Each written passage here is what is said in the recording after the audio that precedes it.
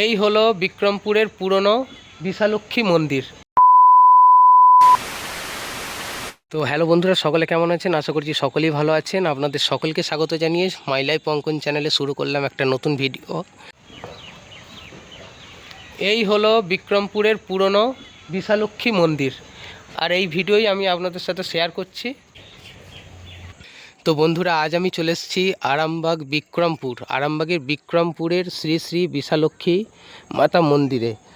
আর বিক্রমপুরের এটাই হচ্ছে পুরনো মন্দির, আর এই পুরনো মন্দিরের ভেতরেই আমি যাচ্ছি। যদিও এখানে গেট বন্ধ, সমস্তটা আমি দেখাতে পারবো না, কিন্তু এখানে এরিয়াটা আর এই মন্দিরটা আপনাদেরকে দেখিয়ে দিচ্ছি। যদি ভিডিওটা ভালো লাগে তাহলে অবশ্যই একটা ভিডিও লাইক করে দেবেন। যারা নতুন দেখছেন তারা চ্যানেলটা সাবস্ক্রাইব করে দিয়ে পাশে থাকবেন। তো বন্ধুরা দেখুন, এই যে বাউন্ডারি দিয়ে ঘেরা আছে, এটাই কিন্তু আগের পুরনো বিশালক্ষী মন্দির।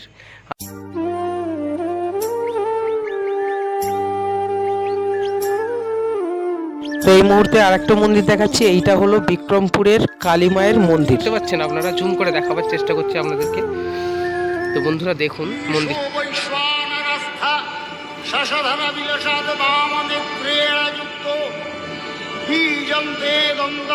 মন্দিরটাই হলো বিক্রমপুরের মায়ের মন্দির, যেটা সবাই এক নামে চেনে বিক্রমপুর মন্দির বলতে এটাকে। এটা হলো আটচালা।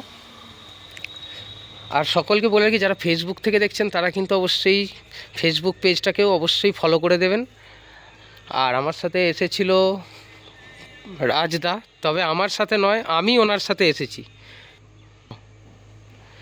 তো রাজদা এইটা কি বিক্রমপুরের যে মন্দির বলতে কি এটাই পুরনো মন্দির? সব থেকে বিক্রমপুরের বিশালক্ষী মন্দির এটা। এটা বিশালক্ষী মন্দির। বিক্রমপুর তাহলে যেটা মায়ের মন্দির বলে কি ওটা? ওইটা। ও তাহলে বন্ধুরা, বিক্রমপুরে যেটা মায়ের কালী মন্দির, তাই তো? কালী মন্দির কিন্তু ওটাই বন্ধুরা, যেটা আমি দেখালাম ওখানে চূড়া আছে। আর এটা সব থেকে পুরনো মন্দির বিক্রমপুরের বলতে এটাই। আচ্ছা হ্যাঁ, এইটা বিশালক্ষী মন্দির।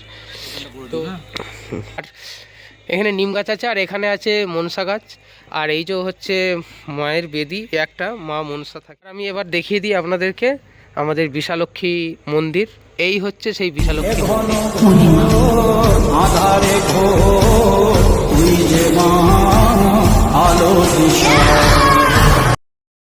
তো বন্ধুরা, আমি সরাসরি আপনাদেরকে দেখিয়ে দিই আমাদের মায়ের মুখটি। তো আমি তার আগে দেখিয়ে দিই কত সালে স্থাপিত হয়েছিল এই মন্দিরটি। 1266 সালে। তো বন্ধুরা, অনেক দিন পুরানো মন্দির। তো দেখুন আমাদের বিশালক্ষী মায়ের মুখটা।